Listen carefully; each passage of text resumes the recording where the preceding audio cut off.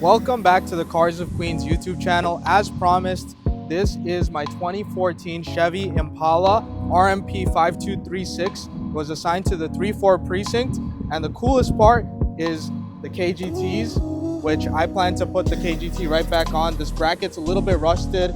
It's a little bit out of shape, but nothing that can't be fixed. I can't wait to restore this RMP back to its former glory. It's really not in rough shape, as bad as you would think that an old marked RMP would be. This one's only got 44,000 miles. I just crossed 44 the other day. Let's do a quick walk around and then I'll show you guys the inside. Starting off with the wheels, the tires are in excellent condition and I got really lucky with this one. You can still see some of the blue from when it was condemned. They didn't get this part. And unfortunately what happens is they take like a scraper and they take off all of the NYPD decals, and unfortunately it does damage the paint. What you see right here is some of the remnants from the ballistic panels, these things that were filled up. So all of this is the ballistic bulletproof panels. So 2014 was the first year that they started doing it after the Ramos Liu assassinations. So if you guys want to follow me onto the back, in here, don't mind the junk. We have some really nice vinyl seats. They're in fantastic shape, only 43,000 miles. Now, I knew this was a 3-4 precinct RMP, was right here. If you guys want to take a look here at the Twitter handle, you can kind of make out the remnants, and it said 3-4 precinct. So what I did is I went on Google Street View, and I was able to find this RMP with the RMP number 5236. And we do have more remnants over here, but unfortunately they take a blade and, you know, obviously it does a lot of damage. So every marked RMP is pretty much going to need a repaint. But going on to the back, it's a limited. All right, 2014 was the first year of the limited, and they made these alongside the next generation Impala, which also came out in 2014, primarily because of fleet sales from NYPD. They were the biggest buyer of these cars from 2014 to 2016, and very few of them are left marked in service nowadays. So I was really happy to pick this up. I picked this up in Long Island. It had been sitting for over a year, so as you'd imagine, the battery's toast. But I just love the way that the Impala looks from the back. It's just a timeless look. If you grew up in New York City in the 2000s, 2010s, these were everywhere at one point, and now they're not. So really cool to have one. I've always wanted one, and it's a dream come true to have it. So a few things I'm going to need to do to it. Number one, I'm going to need to do some wheel bearings. All right, the ABS light is on. It's typically wheel bearings. The door handle is broken, but good thing is they're cheap. Now, if you guys want to come on inside, we're missing a few panels here and there. We're missing this little panel that goes right here. Nothing crazy. And then coming inside, we're missing the glove box. It's not uncommon for cops to kick or slam the glove box. So, you know, it's probably beat up anyway. But we have all different kinds of lights on the dash, as you'd expect from an NYPD RMP, the traction control light. Tires need some air. ABS lights, most likely the wheel bearings. And it's got a few codes for the check engine light. Nothing crazy. It runs and drives really well, surprisingly. And pretty much my first step, my first course of action on this car is going to be the battery. The battery keeps dying. It's been sitting for a year. So we're going to dive on under the hood.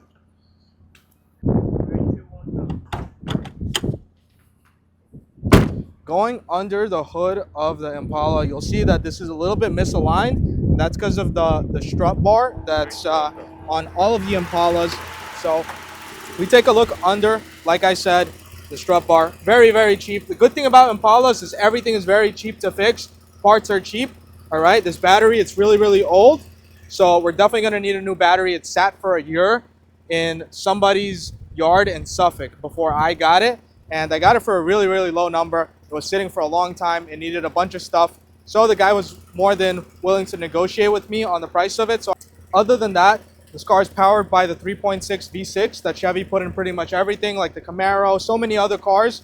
So parts are never going to be hard to find for the Impalas, but these are pretty reliable engines. They're not terrible at all. This coolant's really filthy.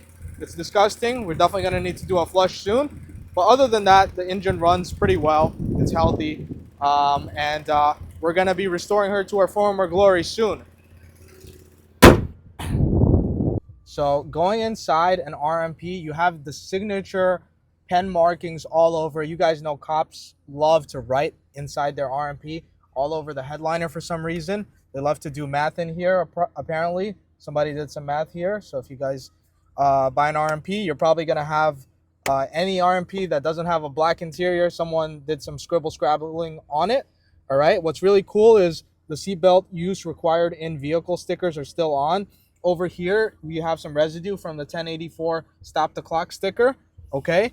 And I'm really, really happy that I ended up getting the RMP key tag with it, which is really nice. 5236 is the RMP number and the year is 14. So that made it a lot easier to find some in-service pictures of it. Whenever I buy an RMP, the first thing I try to do is get some in-service pictures. That's the coolest thing. And I found some pictures of this one on the news. I'll try to throw it up in the video. But you can also see it on Street View outside the 3-4 Precinct Station House, which is in Washington Heights. Very, very busy area. I'm surprised this RMP isn't beat up more, being that it was assigned to a very, very busy command, an A house. What's also nice about this car is the fact that the cops didn't like completely chew up the steering wheel. I've seen NYPD Impalas with completely chewed up steering wheels, like chunks bitten off, you know, just disgusting stuff. So thankfully this one's rather nice. I cleaned it up before I, drove it because, God knows what's been in here. But if you want to take a look here at the odometer, only 44,000 miles, really, really low mileage for the age. It's not uncommon for RMPs to get condemned or retired with really, really low miles just because they endure a ton of abuse, and emergency lights not working will, be caused to condemn it just because all of that stuff costs a lot of money. So that's why, a lot of these cars, they get condemned with quite low miles. I mean, it does have a check engine light on, but nothing really, really crazy. The interior is in relatively nice shape. And I, for one, think that these Impala seats are actually quite comfortable. The bottom's not as comfortable as the Crown Vic, but this upper part, it's really, really good, especially if you have like back pain. Really, really comfortable seat. And these cars, they ride pretty softly. I mean, it doesn't have too much air in the tire, but it still drives pretty softly, pretty plush. So really, really nice interior. And what I love about these cars is that the radio is really, really top-notch quality. Really, really nice quality for a fleet car. They didn't cheap out on the radios. These radios have great quality. One thing to note about NYPD marked Impalas is that there's no Chevy logo. Now, these come factory with the Chevy logo. The reason that it's taken off is to put the NYPD police on it. And NYPD wants to have those letterings because Commissioner Ray Kelly, he was driving down the FDR one day after a funeral, and he saw a police car fly by him, and it said police in the back, and he thought it was NYPD. And then his driver told him, no, that's a car from New Jersey, from some town in New Jersey. So after that, all RMPs were mandated to have NYPD police to differentiate them. So interesting little quirk that'll help you differentiate whether or not the car was NYPD is the Impalas will never have the Chevy logo. Now, going into the trunk, I have a little bit of a surprise here. All right. This is a KGT. KGT went out of business after 2018. The city was saying that the KGTs, being that they're bolted onto the frame, was causing frame damage. Obviously, KGT was just like a small-time taxi shop, ABC Meter Corp, which built all of these for the city, for every single RMP. Obviously, being that their biggest customer base was cut off after the city stopped buying them, they went completely out of business. One of the brothers died. I hear another one went to Russia. So these are really, really difficult to find. Now, this is for a Crown Vic. However, it's the same exact one for the Impala, just with different mounting brackets. Luckily, I have the mounting brackets in the front, which need to be repaired or replaced, but that's easy enough to do. So that'll be a big part of bringing this car back to life and restoring it to its former glory.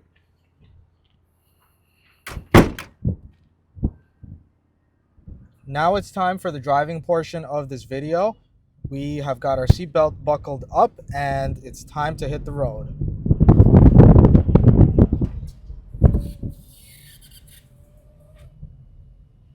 You do have an automatic driver window up and down, which is nice. None of the other windows go up and down automatically, but the driver's does. The steering is a little bit heavy. If you guys have driven like a Crown Vic, which is like this car's closest competitor, especially in terms of NYPD. These were sector cars. Crown Vics were sector cars, very, very popular sector cars in the late 2000s and 2010s. These are definitely a lot heavier. It feels a little bit heavy now just because of the tires having low tire pressure, but just overall, these are always going to be heavy compared to the Crown Vic. There's nothing wrong with the power steering pump. Well, there might be just because it's an old RMP, but it's got a little bit of a whine to it, but definitely a little bit heavier than the Crown Vic. Now, being that this is front wheel drive, it handles pretty good. It handles a lot nicer than the Crown Vic in the rainy weather, winter time. This is going to be a lot better handling than the Crown Vic, being that it's front wheel drive. Giving it some gas, it definitely has an exhaust leak, very, very minor, nothing crazy, you know. It's gonna be like 70-80 bucks to fix that Shea Stadium, so not a huge deal there. And I think one of the codes for the check engine light is something possibly exhaust leak related, but that's not a big deal. Now, both of these mirrors, they don't work. I don't know. I think it's like a fuse issue. This car is actually not that fast, despite being a lot more of a newer engine than the Crown Vic. It's not much faster than a Crown Vic. You'd be surprised. Doing an acceleration, you'll realize it does feel faster than a Crown Vic because it picks up, it goes a little bit quicker, but it's not like substantially faster than its competitor, the Crown Vic. I wish I got the chance to do a video on the Taurus when I had it. My brother had actually picked up a marked RMP NYPD Taurus. Those are a blast to drive. I want to get one of those soon. Hopefully I can get my hands on one, but those are really, really fast. It's definitely a big technological jump. It's got a backup camera, all that stuff. This is very bare bones. It's very classy. It's very classic in terms of like police cars. It doesn't have a whole lot of technology. This car, it didn't really have like a big center console. It never had like a computer or MDT in it, but put the siren controllers and message board up here. So that's where you see the wiring hole and the mounting holes from where those were mounted. The AC unfortunately doesn't work, but the fans work and the heat works. So it's nice and hot in here. It's a nice day out, so I should turn that down. But overall, pretty comfortable car. I drove it a good 200-300 miles since I got it already, and it's been a blast to drive. I enjoy driving this car everywhere. It's ugly on the outside, but you know, with a fresh repaint, I think this car is going to really, really look nice.